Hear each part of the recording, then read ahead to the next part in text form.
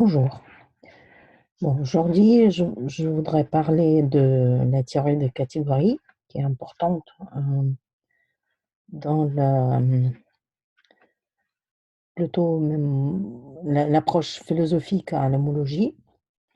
Comme épigraphe pour, aujourd'hui, j'ai pris, des paroles d'un grand mathématicien de notre temps, Youri Manin. Donc, la base de la culture humaine, c'est le langage et les mathématiques.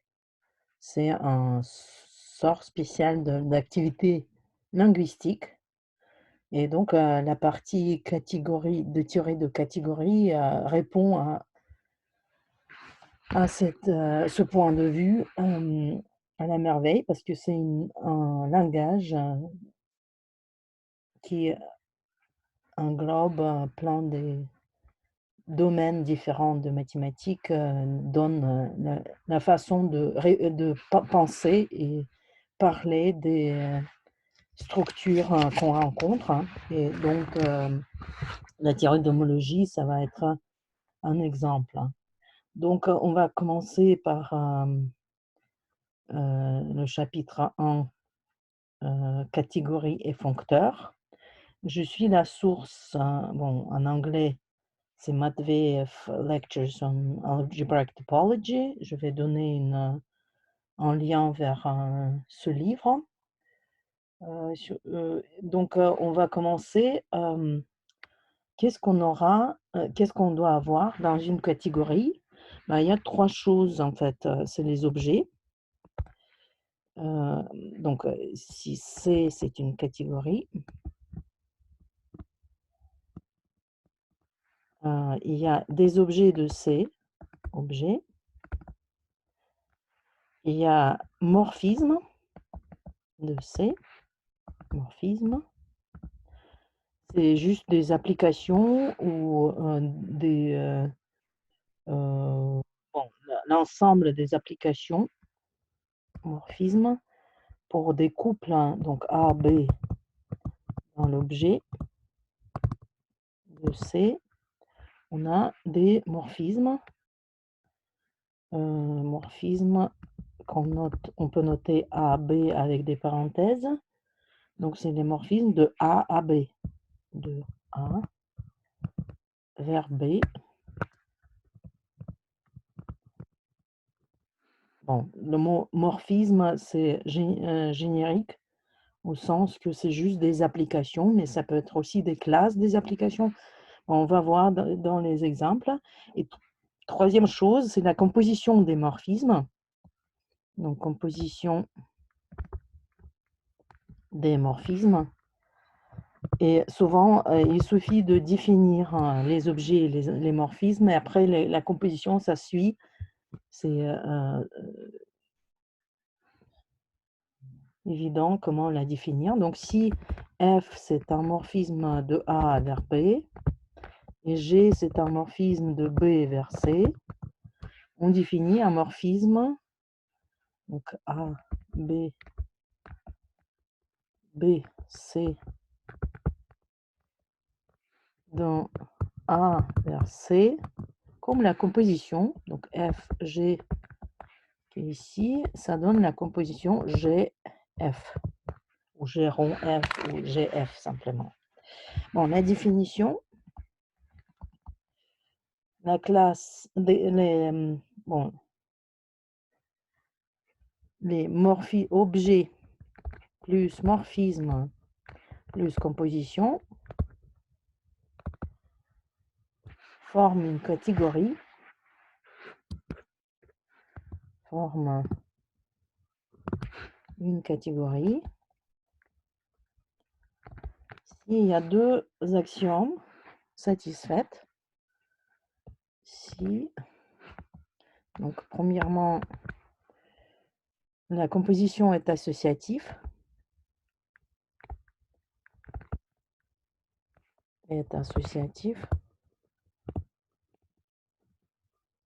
donc c'est F dans AB, G dans BC et H dans CD. Alors, on peut faire F et après, la composer avec la HG ou bien, d'abord, composer G et F et après prendre H, donc ça doit être égal. Ça, c'est l'associativité et la deuxième chose, l'existence de l'objet de d'un morphisme qui s'appelle l'identité pour chaque objet, pour toute, pour tout B dans les objets, hem, il existe un morphisme,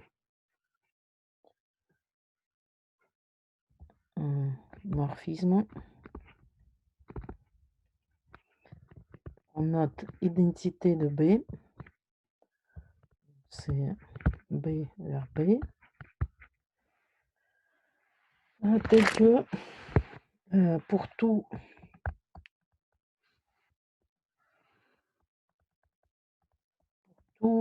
hem, morphisme F de A à B et G de B vers C, on a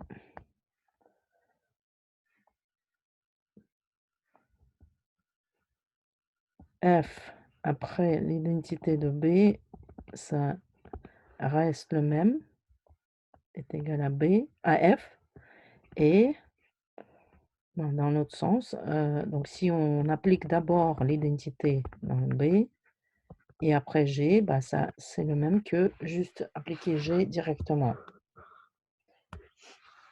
Bon, il y a, c'est une situation très naturelle quand on a les objets et les morphismes et les compositions faites comme ça. Donc c'est pour ça que la théorie de, catégorie est si, répandue.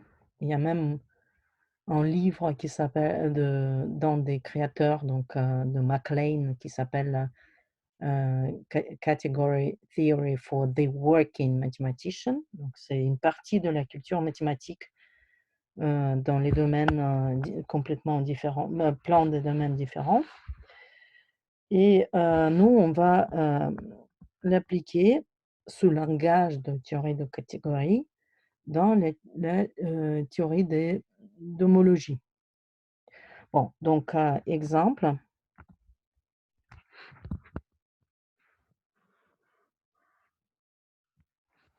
de catégorie,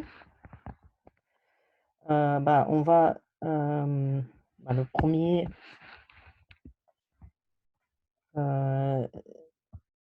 donc 1 objet, c'est un donc c'est la catégorie des ensembles et les morphismes, c'est des applications entre les ensembles. Toutes les applications possibles entre les ensembles. Deuxième théorie des groupes, donc catégorie des groupes, objet de C2, donc un groupe, et morphisme, on peut deviner, donc il faut que ça préserve la structure de groupe. Donc du coup, c'est des homomorphismes,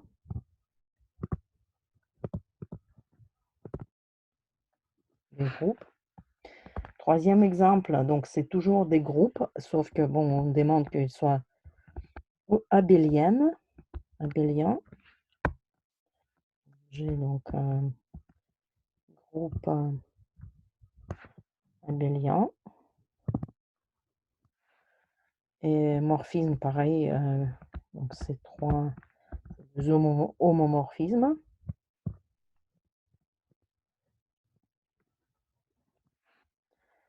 Quatrième exemple, donc c'est ça ce qui nous intéresse le plus.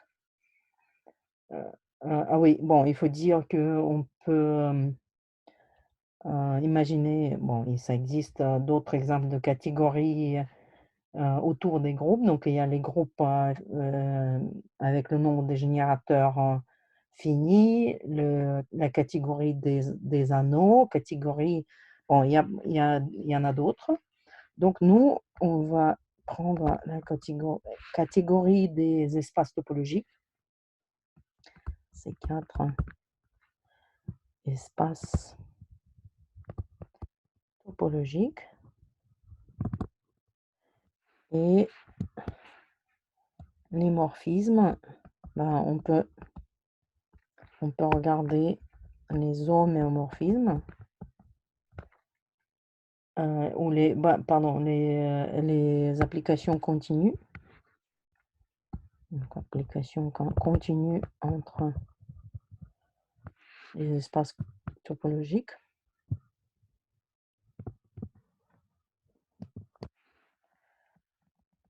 Et finalement, donc, objet, toujours espace topologique.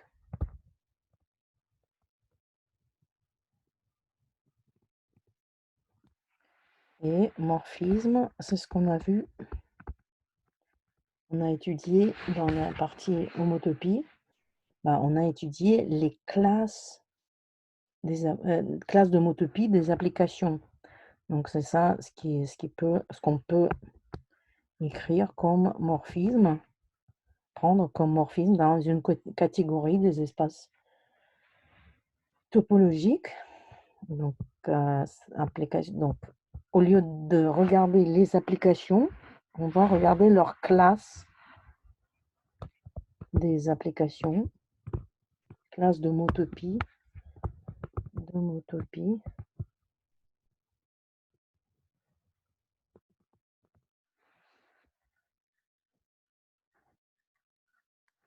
des applications. Même que c'est plus des applications, on peut les noter toujours des comme des applications, donc c'est, F dans AB, ou bien, une autre, notation aussi possible, F de A vers B, même que si on regarde pas des vraies applications, mais des classes des applications, on peut quand même écrire que F agit de A vers B. Donc définition,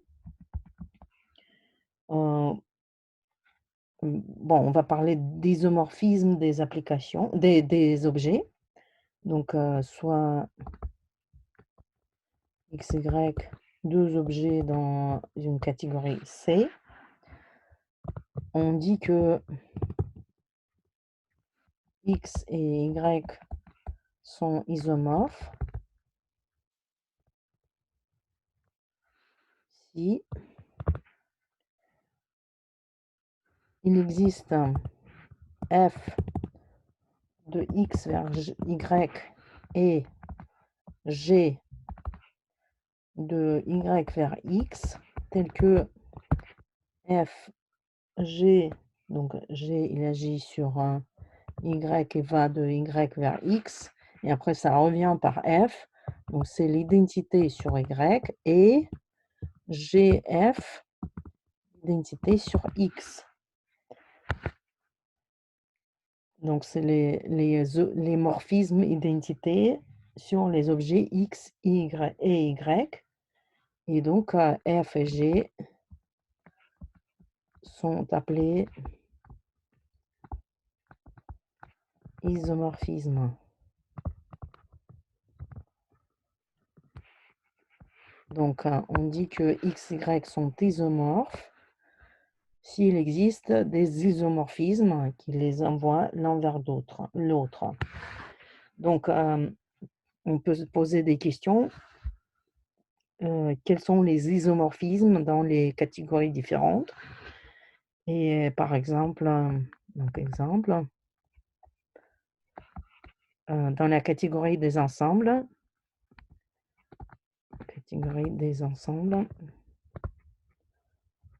les isomorphismes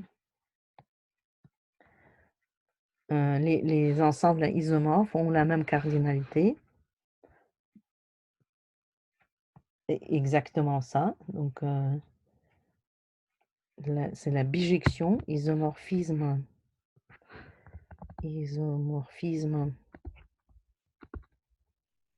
sont des bijections. Donc les objets isomorphes ont la même cardinalité, ont la même cardinalité.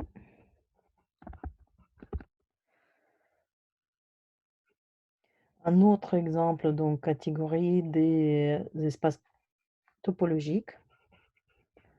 Catégorie espaces topologiques.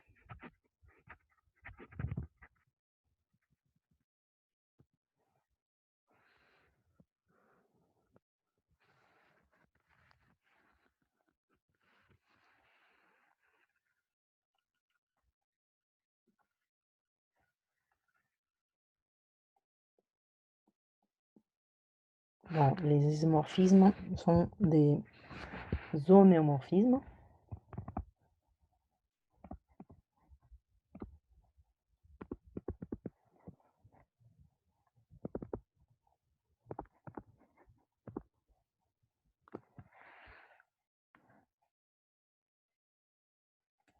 Bon, dans la catégorie des groupes,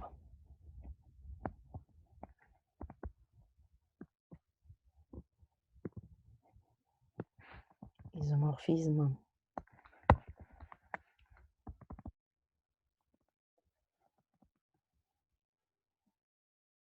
c'est un isomorphisme de groupe. Groupe.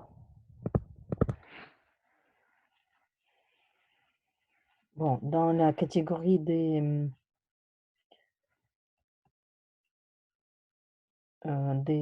espaces topologiques et les applications homotopes, donc c'est bon, catégorie des espaces topologiques avec les morphismes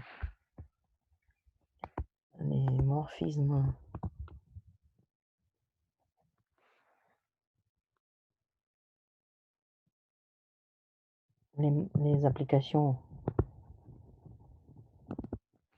homotopiques, à homotopie près, donc ben, les, homo- les applications homotopiques, donc les classes d'homotopie des applications. Donc l'isomorphisme,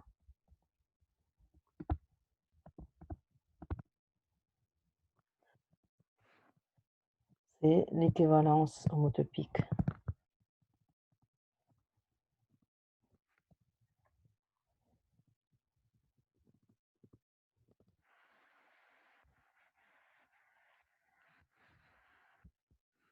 Bon, donc l'utilité de théorie de catégorie, on peut la voir dans ces exemples. C'est la même définition pour plein d'autres, pour différentes notions selon le cas, selon la catégorie, mais la notion est la même. Donc, du coup, il y a des théorèmes qu'on peut prouver dans les termes de théorie de catégorie, après appliquer dans le cas particulier. Et c'est une façon d'avoir des nouveaux résultats dans les domaines différents à partir du même résultat fait en théorie de catégorie.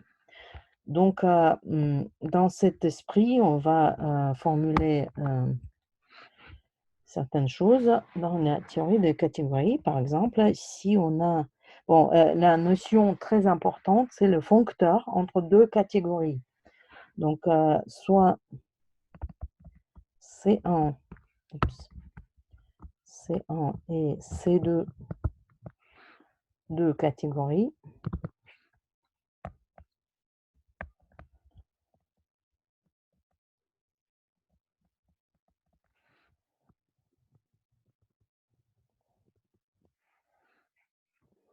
Et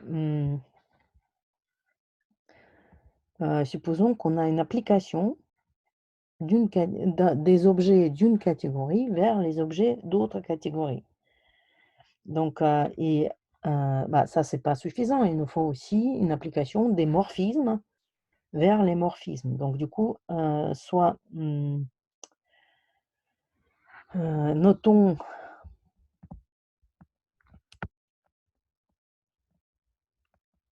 F, une application des objets de C1 vers les objets de C2. Donc, juste, X va vers F de X, F, pardon, donc pour dire foncteur. Et donc pour tout morphisme, pour tout morphisme F de X vers Y dans C1, on associe un morphisme qu'on appelle F étoile en bas de F de X vers F de Y dans C2. Bon, une association de ce genre s'appelle le foncteur. C'est un foncteur covariant de C1 vers C2 si on a des propriétés suivantes satisfaites. Donc, si premièrement, donc, l'identité dans la première catégorie va vers l'identité dans la deuxième. Donc, si F est l'identité, le morphisme est un morphisme d'identité F étoile l'est aussi. Et la deuxième chose, c'est la composition. Donc, si F, G est bien défini, alors FG étoile est égal à F étoile G étoile. Bon, le mot covariant signifie que on va de F de X vers F de Y, mais il y a aussi des foncteurs contravariants qui vont dans le sens inverse. Foncteur contravariant,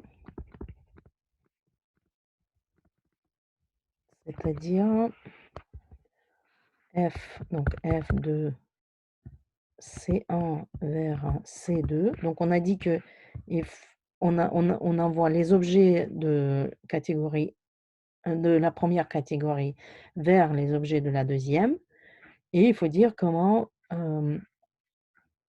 il faut étendre cette application au morphisme. Et donc on a dans le foncteur contravariant, c'est pour tout morphisme f x de x vers y, on associe un morphisme f étoile cette fois-ci en haut de f de y vers f de x. Donc c'est dans le sens opposé. Et les axiomes sont, comme tout à l'heure, donc l'identité vers l'identité, mais aussi la composition, ça va être dans l'ordre opposé. Donc, composition, donc l'identité Et la deuxième composition, donc F, G étoile en haut, c'est G étoile, F étoile. Donc c'est dans l'autre sens que pour le foncteur covariant.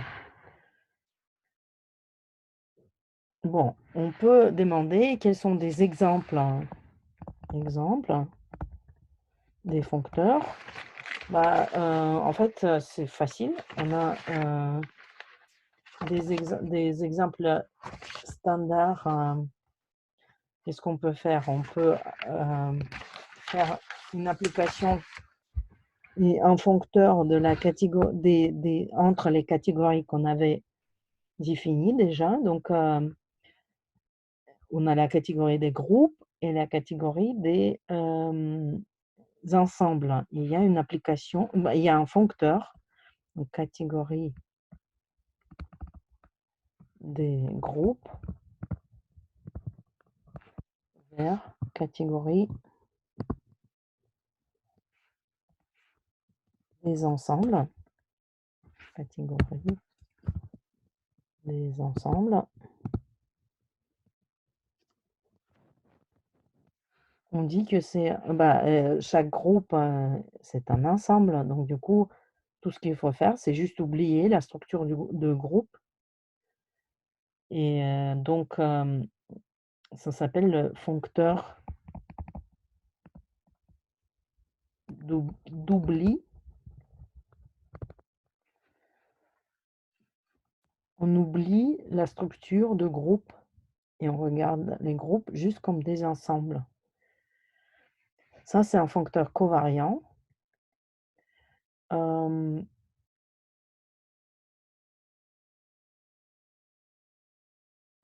exemple standard de foncteur contravariant. On a, on a une catégorie des espaces linéaires.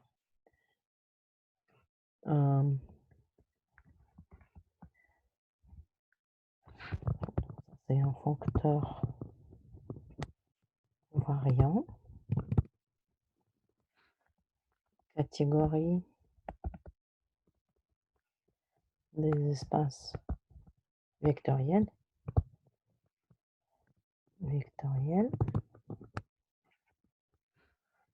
On a une application dans l'espace dual, donc l'espace,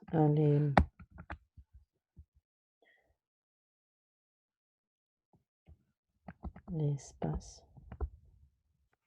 des formes linéaires, c'est-à-dire les applications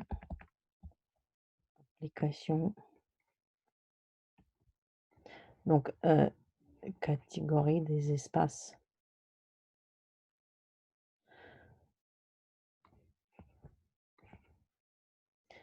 donc on regarde un espace vectoriel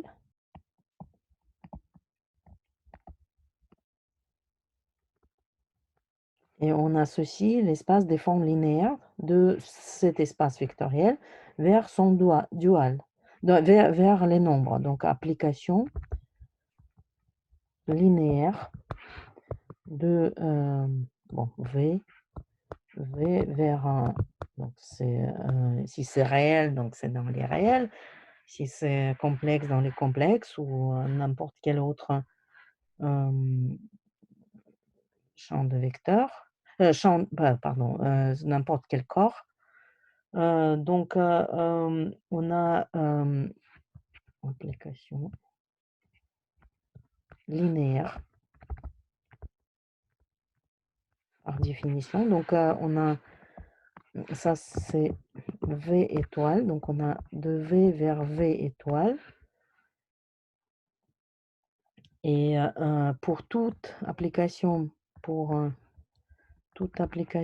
V vers W, on aura une application dual, donc F étoile, en haut, V, W étoile, vers V étoile. Comment?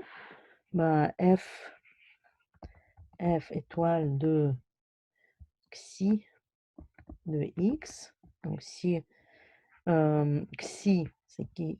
Xi, c'est un élément de W qui fait d'un élément de W, d'un vecteur qui vit dans W, fait un nombre. Donc du coup, ça c'est dans W, ça c'est dans W étoile. Il nous faut un élément, oups, pardon, donc ça X c'est dans V, ça alors, ça va vivre dans V étoile. Et donc, on a F étoile de xi qui va agir sur un élément de X pour faire un nombre. Et on le définit comme xi de F de X. Voilà, donc c'est dans l'autre sens. On peut le définir que dans l'autre sens, le F étoile, parce que F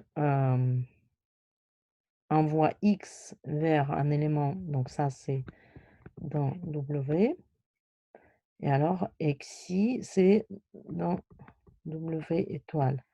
Donc on ne peut pas faire autrement. C'est comme ça qu'on le définit, le F étoile. Bon, comment on utilise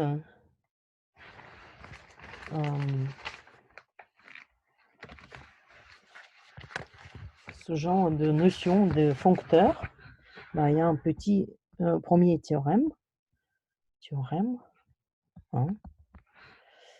Donc soit F un foncteur, deux catégories, C1, C2, foncteur,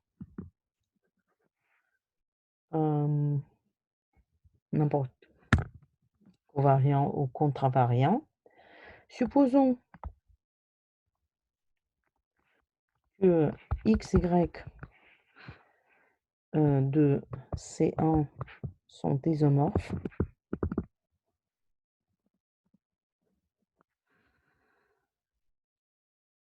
Alors, f de x et f de y le sont aussi.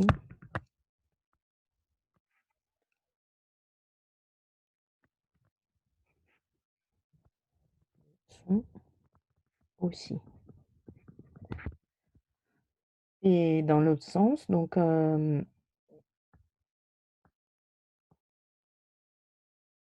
si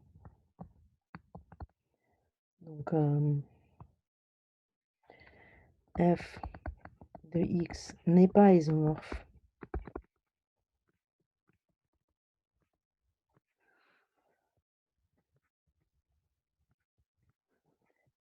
à f de y, alors x ne peut pas être isomorphe à y. X n'est pas x et y ne sont pas isomorphes non plus.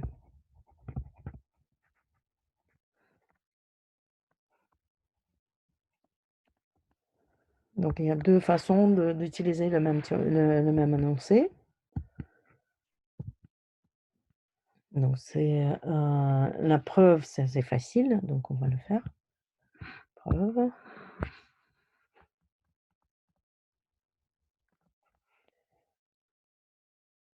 Bon, on va regarder le foncteur covariant. Pour le contravariant, ça va marcher à peu près de la même façon. Donc soit f covariant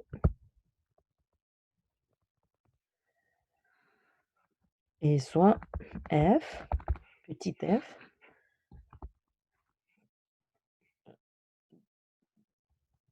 et petit g,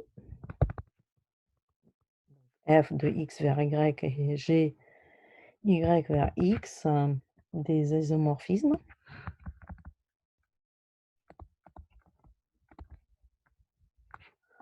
entre x et y, tels que fg égale l'identité sur y et gf égale l'identité sur x. Alors,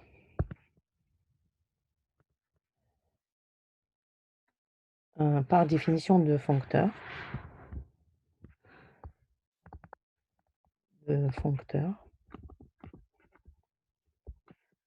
on a f étoile g étoile égale l'identité f de y sur un grand F, l'image de y, et g étoile f étoile l'identité de f de x. Donc, par définition d'isomorphisme, alors f de x et f de y sont isomorphes.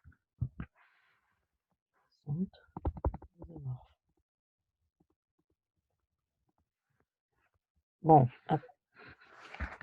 c'est à quoi ça sert? En fait, c'est fondamental, c'est très important, et voilà la façon standard d'appliquer ce théorème. Donc, on veut donc application standard. On veut montrer que deux espaces topologiques sont différents. Pour montrer que x, y, deux espaces topologiques sont distants, sont pas isomorphes.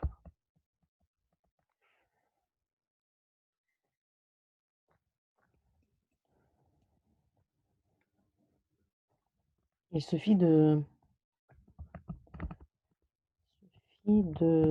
trouver une catégorie, une autre catégorie que des espaces topologiques, de trouver une catégorie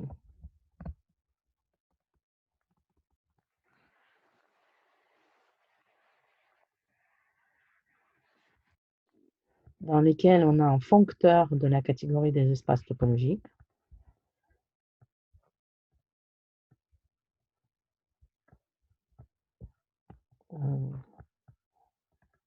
Bon, dans lesquels c'est plus facile de voir si les objets sont les mêmes ou pas. Donc, il suffit de trouver une catégorie avec un foncteur f de catégorie des espaces topologiques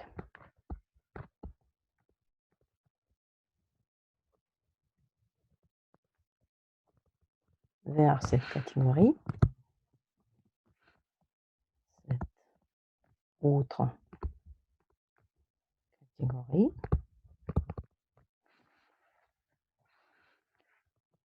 et comparer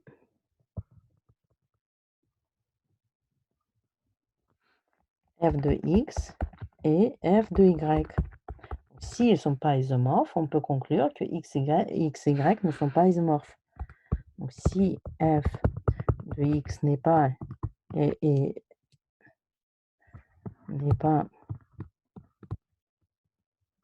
isomorphe à f de y, on conclut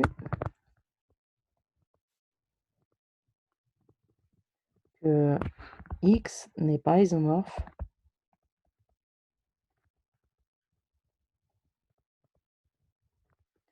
à Y. Donc, dans le cas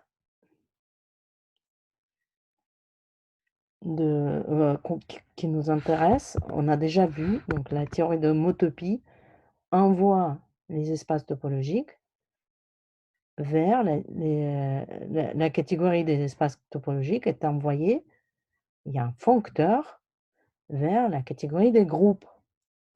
Le groupe d'homotopie, le premier groupe d'homotopie qui nous fait la distinction entre les 2 espaces. Donc si, bien sûr, hein, si on remarque,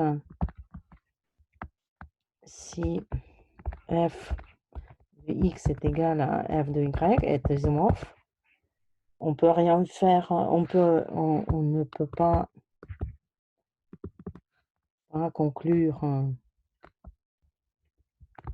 que x égale y, mais bah, si c'est f de x n'est pas égal f de y, alors x ne peut pas être égal à y.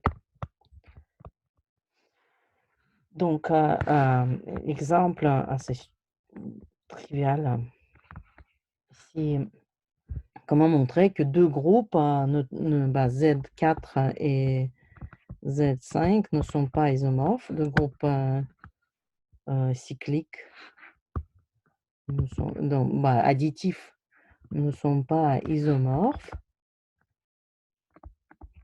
parce que, bah, on peut les envoyer vers, la catégorie dans ces 2 groupes, ces 2 objets de la catégorie des groupes, on les envoie par un foncteur, d'oubli dans la catégorie des ensembles et on voit que en tant qu'ensemble, c'est pas ils sont pas isomorphes parce que dans un ensemble, on a 4 éléments, dans l'autre, on a 5.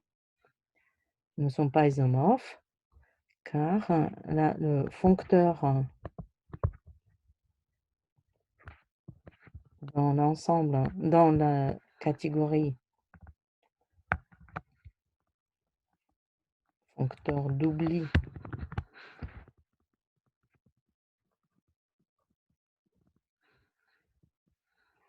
dans la catégorie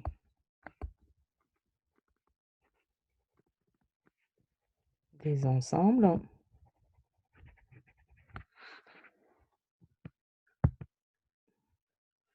donne 2 ensembles non isomorphes.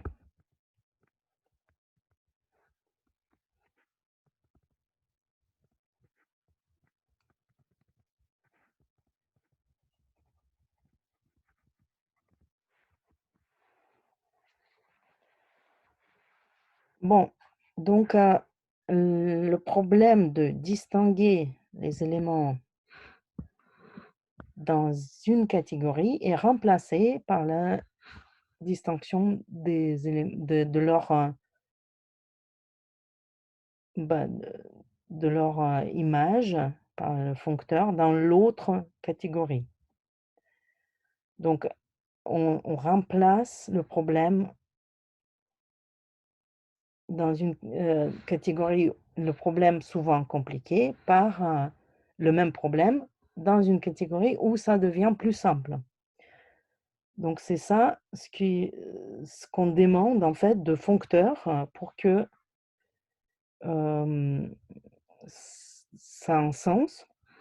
Bon, c'est sûr qu'une certaine information bah, souvent l'information une partie d'information est perdue quand on envoie, les objets d'une catégorie vers l'autre. Donc comme par exemple le foncteur d'oubli, il oublie la structure de groupe. Mais bon, on peut formuler en quelque sorte qu'est-ce que c'est le, foncteur, hem, mmh, comme, bah, en anglais c'est nice, nice, foncteur.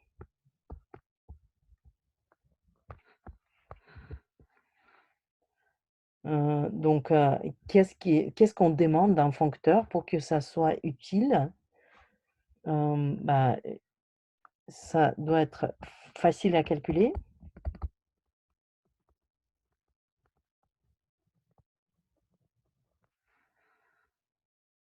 donc on ne doit pas, passer du temps à comprendre qu'est-ce que c'est l'image bah, fonctorielle d'un objet, hem, vers, l'autre.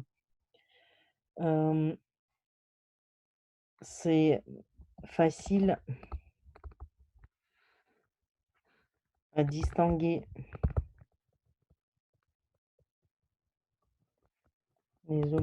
les objets dans la deuxième catégorie, donc f, y et bon, f de x et f de y.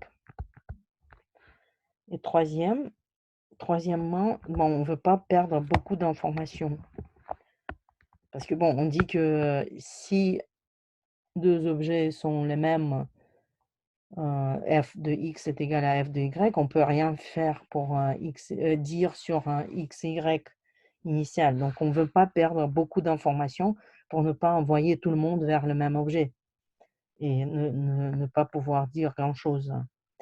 Donc pas perdre beaucoup d'infos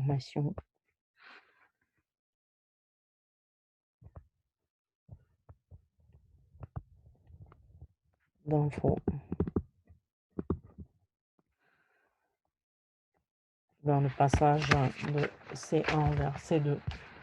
Et donc le foncteur d'homologie, on arrive à la fin, d'homologie, c'est ce qu'on va faire.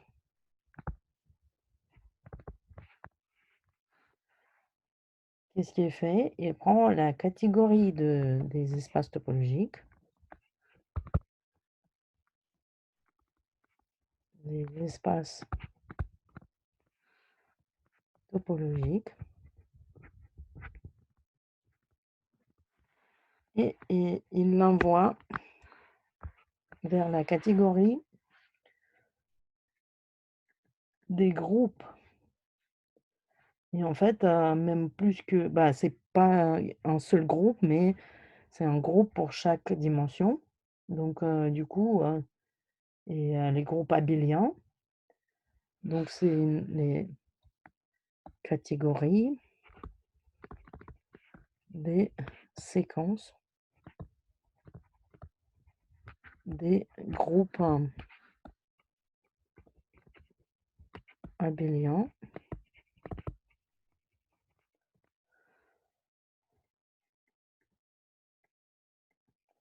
Bon, c'est vrai que on ne peut pas calculer toutes les toutes les homologies de tous les espaces, mais on va, on a vu l'homologie, comment calculer l'homologie cellulaire. Là, on va, faire l'homologie des complexes, hem, simpliciaux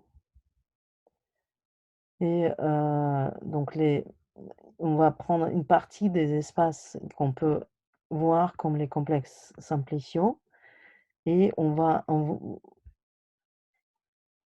regarder comment le foncteur d'homologie agit sur, ces complexes simpliciaux et on va faire en lien avec d'autres, théories d'homologie, donc cellulaire en particulier.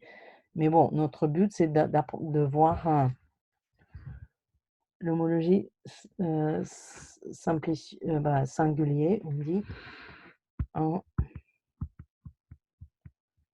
en profondeur et c'est ça ce qu'on va faire et bah, ce chapitre sur,